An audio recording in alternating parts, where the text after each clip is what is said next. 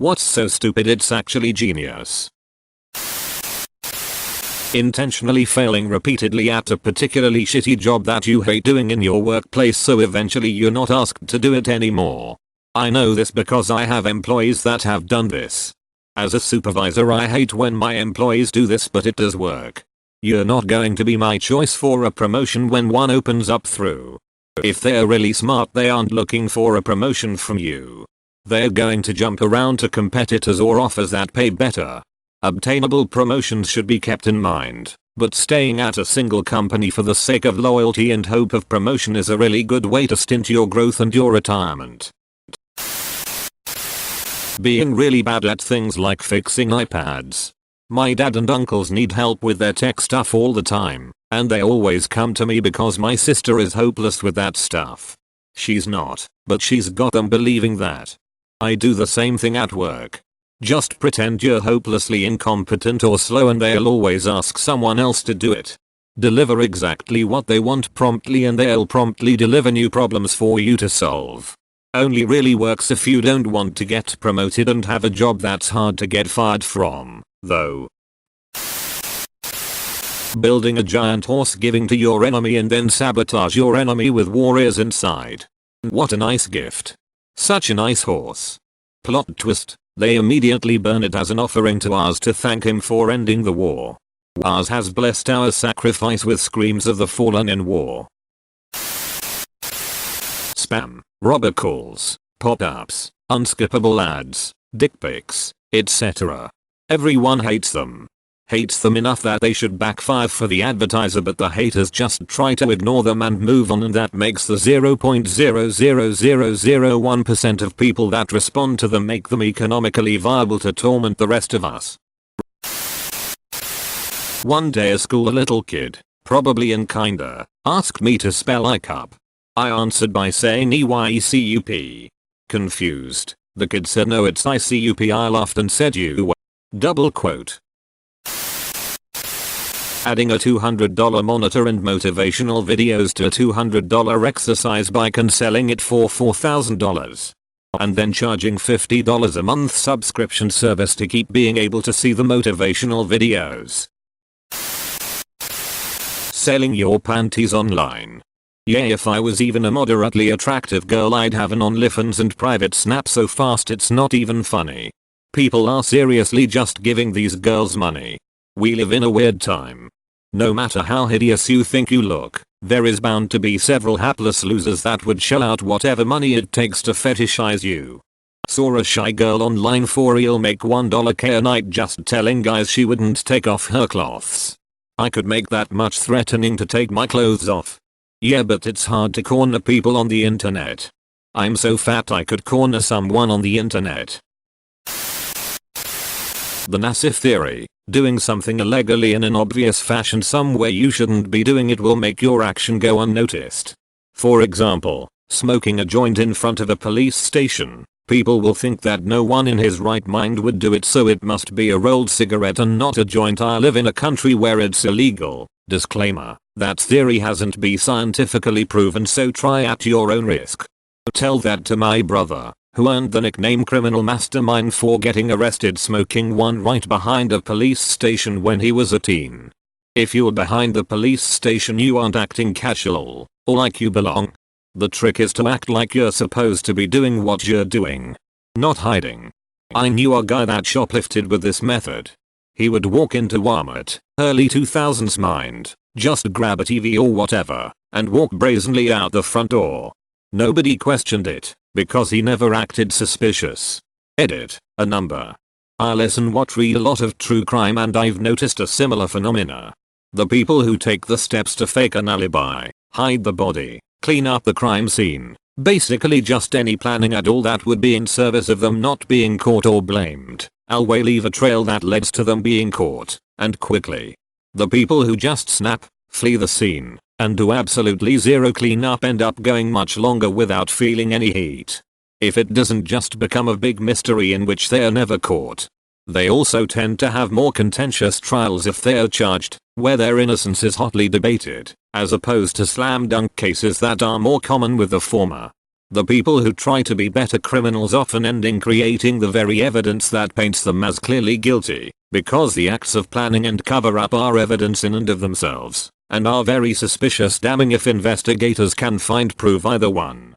It's extremely difficult to explain why you had an elaborate lie ready about where you were, especially one that would have had to have been set up long before the murder.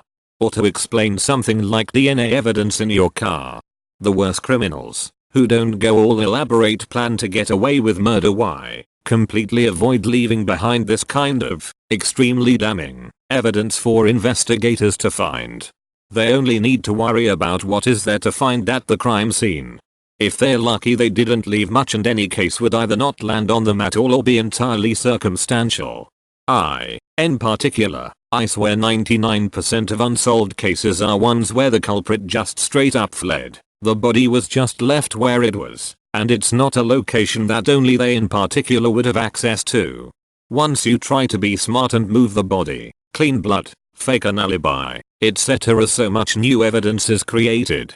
People, in good fun lol, always talk about their how I'd get away with murder plan, but they're mostly way too convoluted. From what I've seen, it seems smartest just to not have much of a plan at all and get out of their TLDR. Sometimes people are so bad at committing and covering up a murder that it loops back around into being good for their chances of getting away with it.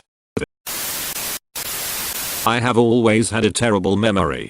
Back when I had reasons to send actual letters through the mail, I would always forget to buy stamps.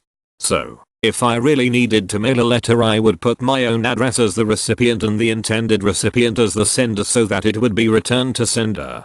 Which is actually the intended recipient. Worked every single time. I expected it to fail a few, but it never did. This is how the Unabomber sent things out a few times. Really? In the documentary he said. The mail has to be sended off and it has to go where intended. No questions asked. He did take a bus from Montana to California and mail it there before returning to Montana. What if you're mailing it to a different city? Like, you're mailing something from LA to NY and you drop it in a mailbox in LA. They'll send it to NY because it doesn't have postage? I mailed a letter, several, from Marion, Virginia to Sevierville, TN successfully several times. Genius. Selling pet rocks. The guy made $1 million. You know, I had an idea like that once.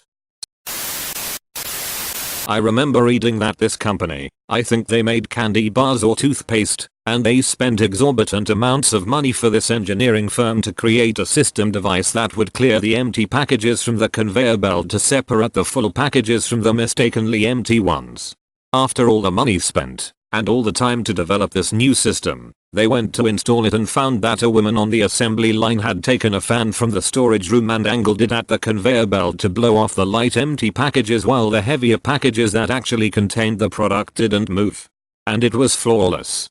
Just a stupid industrial fan that did the job perfectly without thousands and thousands of dollars and months of R&D. A good example of exogenous vs endogenous inventions. Exo is one created by the thinkers. Endo is one created organically by the people who actually use X and naturally improve through repetition. The idea of just turn it off and then turn it back on again. It makes more sense if you know what that actually does. Computers are incredibly complex systems, so if one tiny thing fucks up, it can slowly snowball in the background without anyone noticing, fucking up more and more tiny things until there's enough tiny fuck-ups put together to cause a normal, noticeable fuck-up. But, when a computer turns on from a shutdown, it doesn't retain all those fuck-ups, it starts from the beginning. And at the beginning, generally speaking, no fuck-ups had yet occurred, and things were running as they should. So what turning it off and on again really does is force the computer to start over from before the point it made any tiny mistakes. This is simplifying things a lot, but that's the general idea. The guy who created a fake traffic jam on Google Maps by carting around 99 cell phones. When I was in college, I watched one of the foreign exchange students eating Cheetos from the bag using chopsticks. At first I thought it was kind of silly, then I realized how genius it was because that way he wasn't staining his fingers. But according to a Super Bowl ad, having Cheeto dust on your fingers gets you out of everything forever. A guy complains to a doctor that his dick is orange, so the doctor asks him to walk him through a normal day. After work, I grab a bag of Cheetos and turn on Baywatch. Double quote. It's a perfectly achievable real thing to do if you wanted to invest in 99 second-hand phones. Education. Schools mostly. First you think it doesn't do its job, but then it either fucks up your life and you become smallest part of system, or it brings you to the top and actually be a system. School absolutely does its job. Life outcomes are directly correlated to education. It's the reason areas that don't invest in education, or can't afford it, struggle. And areas that have good schools thrive and produce a feedback loop since they can further fund their schools. As soon as the school doors close, 100,000 jail cells open up to greet you. Constantly repeating a lie until people believe it.